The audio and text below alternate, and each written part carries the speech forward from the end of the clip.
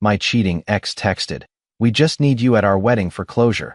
3 years after I caught her with my best friend, I replied, "No thanks," and went back to my life until mutual friends started asking why my absence terrified them.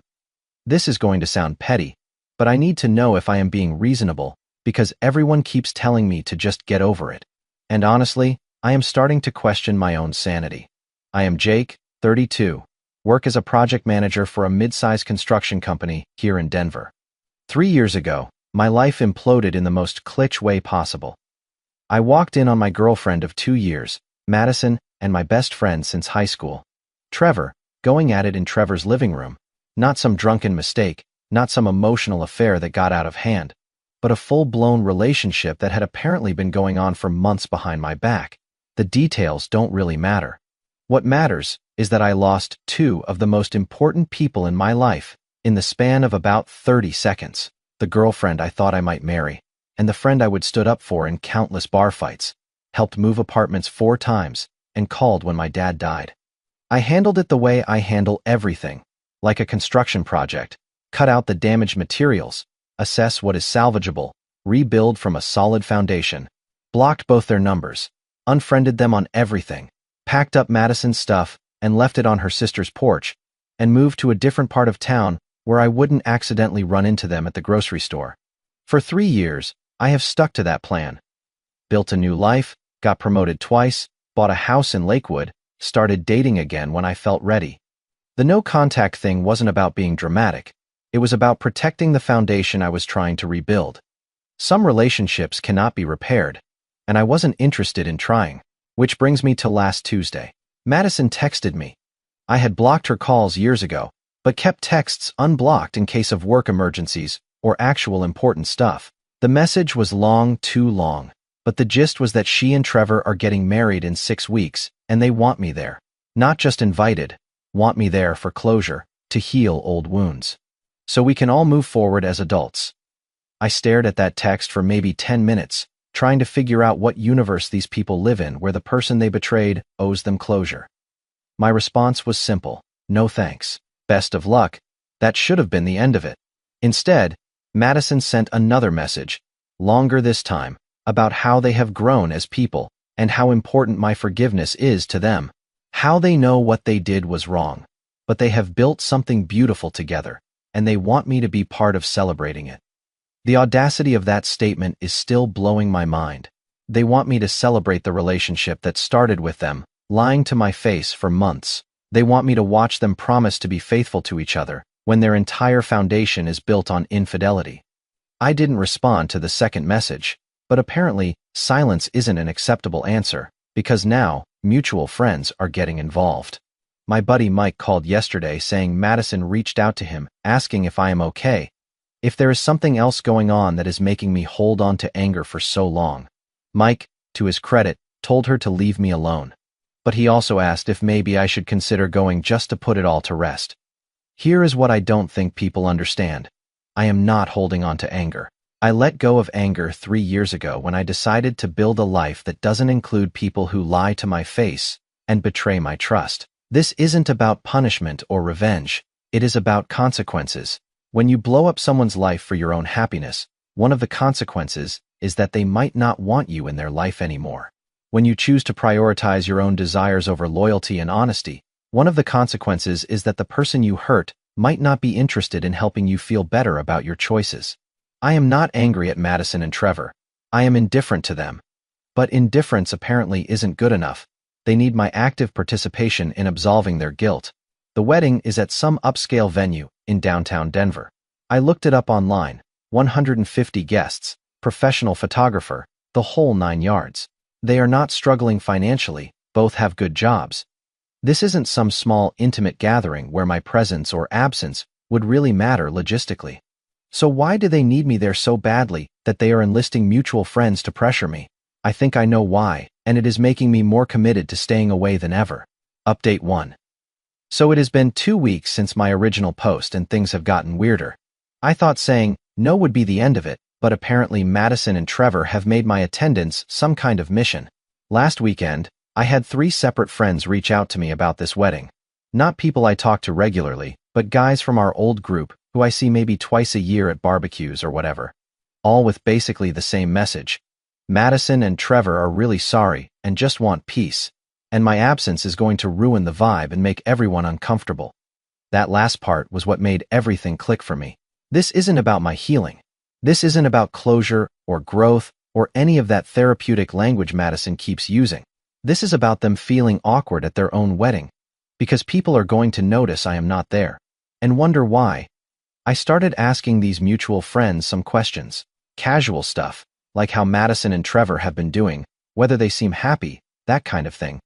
And here is what I learned. Their relationship has been rocky as hell. They have broken up twice in the past 3 years. Once for 6 months, once for 2. They only got engaged 4 months ago after going through couples therapy, because Madison was apparently having doubts about whether they were meant to be together. One of my friends, Ryan from work, put it perfectly. They want you there because seeing you happy for them would prove they made the right choice. Your absence confirms they blew up something good for something that doesn't even work. That hit me like a truck because it is exactly right. Here is what I think is really happening. Madison and Trevor know their relationship is built on a cracked foundation. Every fight they have, every time things get difficult, they are reminded that they started by betraying someone who trusted them both. They cannot escape the fact that their love story begins with deception. Having me at their wedding, smiling, congratulating them, playing the role of the gracious ex who has moved on, would let them rewrite that story. Instead of we betrayed Jake and destroyed our friend group, it becomes everyone's happy and supportive. Even Jake, my absence, on the other hand, is a permanent reminder that their relationship has a body count. Every empty seat in that venue represents someone who got hurt along the way. The more I think about it, the more I realize this has nothing to do with me and everything to do with their guilt. I had coffee with my sister Emma yesterday and told her about all this. Emma's a nurse practitioner, super practical. Usually tells me when I am being unreasonable. Her take was interesting. They are asking you to do emotional labor for them, she said. They want you to manage their guilt so they can enjoy their wedding without facing what they did. That is not your job. She is right. I am not responsible for making them feel better about their choices. But here is where it gets more complicated. Emma also thinks I should consider going, not for them, but for me. Her argument is that showing up proves I am genuinely over it, that I am confident enough in my own life, that being around them doesn't affect me. If you are really indifferent to them, what is the harm in a few hours? She asked. I couldn't answer that in the moment, but I have been thinking about it since, and I think I figured out why the idea bothers me so much. It is not that I cannot handle being around them. I probably could. It is that attending their wedding would be participating in a lie. They want me there as evidence that what they did wasn't that bad, that the damage was minimal, that everyone moved on and everything worked out. But that is not true. What they did was pretty bad. The damage was significant. People didn't just move on. I had to completely rebuild my social life and my ability to trust people. And while everything did work out for me eventually, it worked out because I cut them out, not because I forgave them. My presence would be giving them permission to tell a story about their relationship that erases the real cost of how it started. I am not doing that. Update 2. So remember how I said I was starting to understand their motivations? Turns out I was giving them too much credit. The real reason is actually worse than I thought. This week, I found out what Madison has been telling people about our breakup, and honestly, it explains everything. My sister Emma knows Madison's sister through work. They are both nurse practitioners and ended up at the same conference last weekend. Emma wasn't planning to bring up the wedding situation, but Madison's sister mentioned it first. Apparently, Madison has been telling people that I never really cared about the relationship and moved on immediately to downplay the impact of what she did. According to her version of events, I was already checked out of our relationship, which is why she found comfort with Trevor. She has been painting our breakup as mutual and drama-free. The problem with that story is that several people remember how things actually went down. They remember me showing up at Trevor's place looking like I had been hit by a truck. They remember me basically disappearing from our friend group for 6 months. They remember the very obvious fact that I was devastated. So Madison's revisionist history isn't landing the way she wants it to. People know she is lying, which makes her look worse, not better. Here is where it gets really pathetic. Madison's parents and some of her older friends know the real story about how her relationship with Trevor started. Having me at the wedding would allow her to point to me and say, "See, even Jake supports us now. He has moved on, and he is happy for us." My absence, on the other hand, is a constant reminder that their relationship began with betrayal. Every person who asks, "Where is Jake?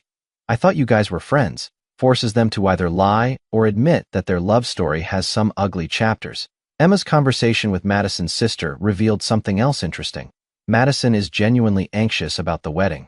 Not normal bride nerves, but actual anxiety about whether people will judge them, whether the day will feel cursed, whether their relationship can survive the social scrutiny. She keeps saying she just wants everyone to be happy and celebrate with them. Madison's sister told Emma, "But I think she is scared. People are going to be thinking about how it all started, instead of focusing on where they are now." Well, yeah, that is what happens when you build something on a foundation of lies and betrayal. People remember. Trevor, meanwhile, has been reaching out to some of our mutual guy friends with a different approach. He has been playing the bros before house card, ironically, considering he is the one who broke that rule in the first place. My friend Ryan told me Trevor called him asking if he could talk sense into me about the wedding. Trevor's argument was that their friendship was more important than some girl, and that I am letting pride get in the way of repairing something meaningful. The balls on this guy. He destroyed our 14-year friendship for some girl, and now he wants me to prioritize that same friendship over my own boundaries, because it is convenient for him. Ryan's response was perfect. "You made your choice 3 years ago. Jake's making his choice now. You don't get to have it both ways." But here is what really sealed it for me. I found out that Madison has been telling people that if I don't show up, it will prove I am still hung up on her. That my absence is evidence I haven't moved on. The manipulation in that statement is breathtaking. Show up to her wedding and validate her choices, or don't show up and have her tell people it is, because I am still in love with her. That is when I realized this isn't about closure or healing or any of the therapy speak she has been using. This is about control. She wants to control the narrative about what happened between us, and she needs my participation to make her preferred version stick. Well, here's the thing about construction projects. Sometimes you have to let a building collapse instead of trying to prop up something that was built wrong from the start. I am not going to help Madison and Trevor feel better about their choices. I am not going to validate their relationship by pretending it didn't start with betrayal. And I am sure as hell not going to let Madison weaponize my absence as proof that I am still hung up on her. I have got something better planned. Final update. So the wedding was last Saturday. I didn't go, obviously, but I also didn't just sit at home, wondering what was happening. I had a plan. Saturday morning, about 2 hours before their ceremony, I sent a group text to Madison, Trevor, and their entire wedding party. The message was simple. Having a great Saturday. Thanks for the reminder of what real loyalty looks like. Enjoy explaining my absence to your guests. Jay, along with a photo of me at my favorite brewery with Ryan and 2 other friends, all of us clearly having a good time. I knew exactly what that message would do, and it did exactly what I intended. Within an hour, I had texts from 3 different wedding party members, asking what happened, what the message meant, whether everything was okay. This forced Madison and Trevor to spend their wedding morning fielding questions about why I wasn't there and what my cryptic message was about.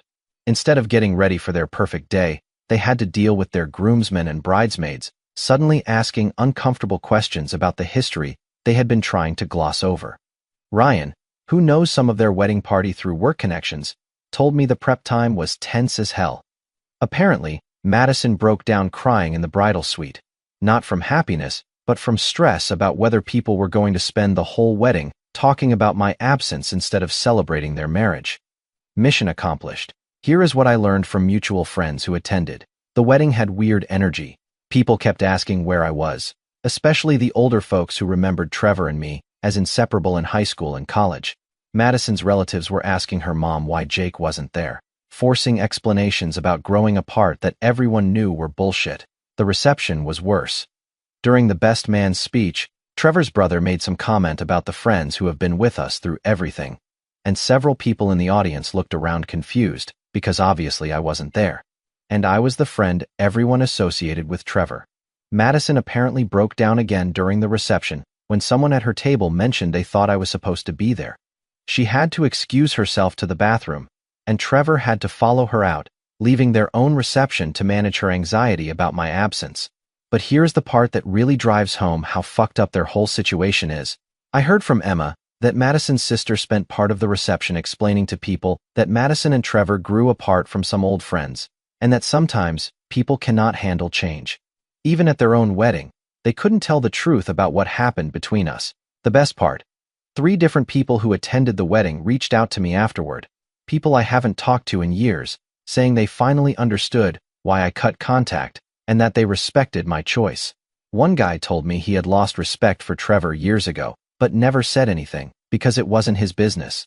Turns out, a lot of people saw through Madison and Trevor's bullshit but didn't want to get involved in the drama.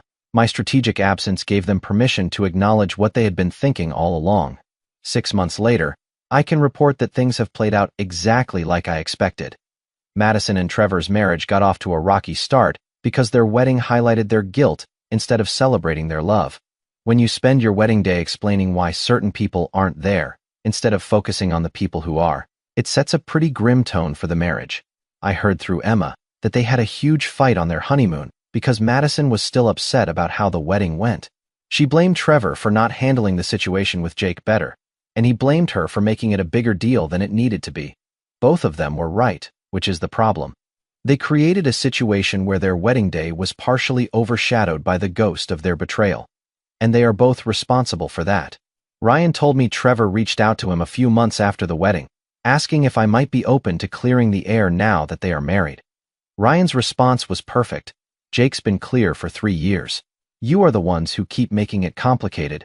I never responded to that overture, and I will not.